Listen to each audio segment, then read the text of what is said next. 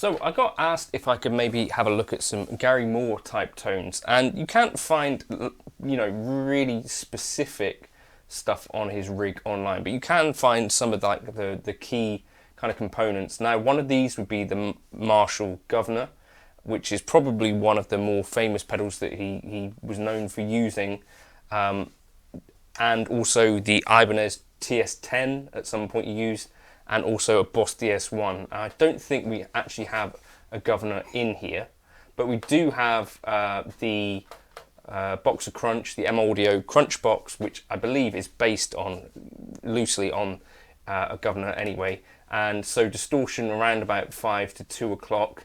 I believe as well that he tended to kick that on, and the amp would have been running super loud. You know, amp wise, he either used the JTM 45 or JTM 800s, and latterly he also used the, I think, DSLs.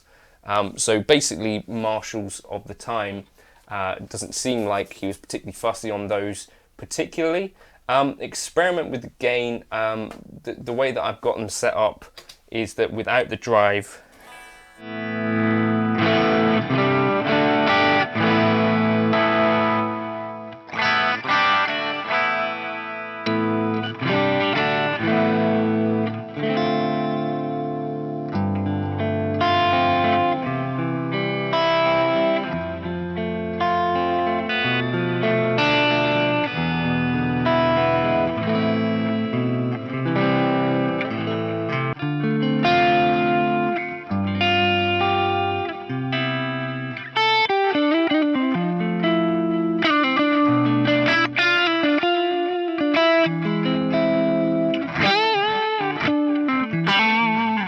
okay, so yeah, experiment with that. I think just use your volume knobs is basically what Gary used to do live. I think there's accounts online, sometimes he wouldn't even bother using pedals live. Sometimes he'd just have a cranked Marshall, very much then using your Les Paul. I think the main lead tone, of course, is kind of neck pickup bass. You could therefore set yourself up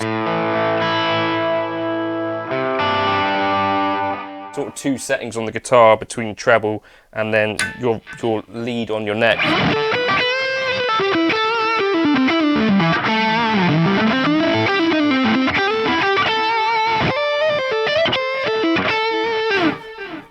In terms of cabs that he used, I believe, looking online, that his choice of speaker often would have been the EV, you know, Electro Voice EVM, I think 12, either L or S. Now, in the Rumble cab, there's a choice of both of these.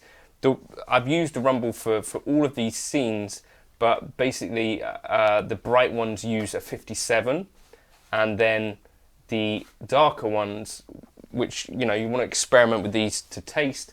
I personally quite like darker sounds, but listening to Still Got the Blues live at Montreux, which is what kind of this tone is aiming for, really his tones were quite bright, and especially on the record, which I believe he uses a JTM 45 on Still Got the Blues, it's a bit less gain than he used live, and again quite bright. So you've got choices here.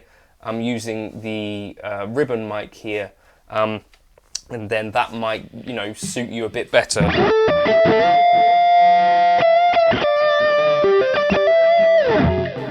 I've also got an option of either the JTM 45, which is a little bit more classic sounding, versus the JCM.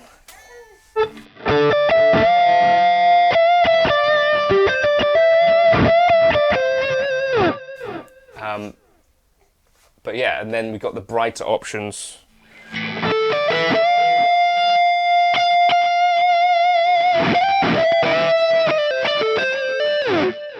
I think that works quite nicely though. I think either JTM Bright or JCM 800 Bright seems to me to get a little bit closer to that kind of really, I don't know, sustaining.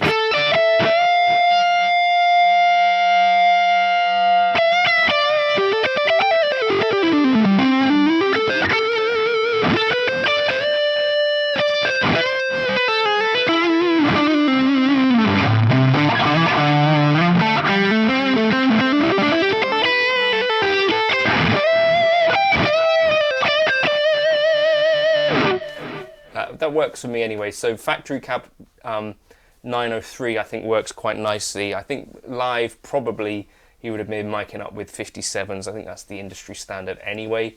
But yeah, the tone stack on the Marshall experiment with it doesn't really change the gain structure too much. I've read some settings online that you used to use the clean channel of a DSL 2000, sorry, but with the crunch in, and then sort of roughly these sort of tone stack settings, but with the presence a bit lower. I've upped the presence to kind of get more of that sizzle going on, and also the input EQ, I've maxed the definition, which has really helped to bring out that kind of sizzle and sustain. On the JTM, I've kind of done the same thing, but the tone stack, I've taken the bass down, mids down, treble and presence are up a bit, and then sort of about halfway on the treble and gain on the jumped channel of JTM 45. And then just an echoplex really for the delay. I think oftentimes Gary would be playing quite dry, but I decided to chuck this in.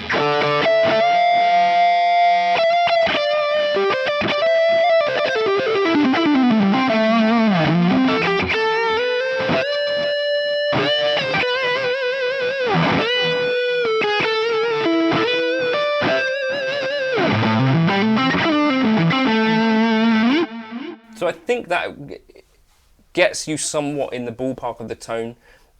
Later on, he would do things like use potentially phases and chorus and stuff, and you can actually find some more recent pedalboard photos that had a bit more going on. But I think this is kind of the classic era stuff is more or less this kind of rig where basically he's just using a pedal into a Marshall with a bit of delay for taste. That really is more for me than to be super authentic to Gary. And then basically just go on, pick whichever scene you're liking, which works for your rig best, and then just go into effects mode and just turn on or off your drive. That's basically roughly what Gary was doing.